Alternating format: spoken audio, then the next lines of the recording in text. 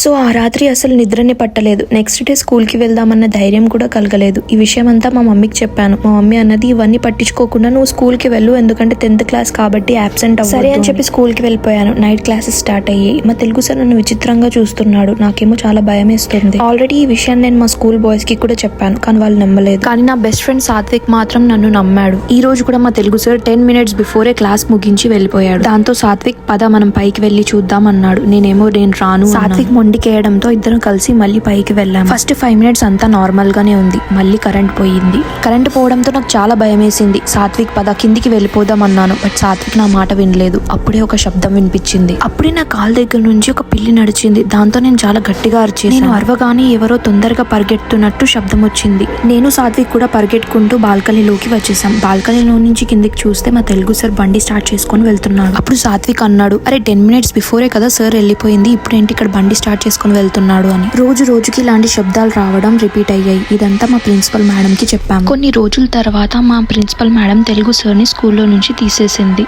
But ఆ రోజు ఏం జరిగిందో ఎవరికి తెలియదు.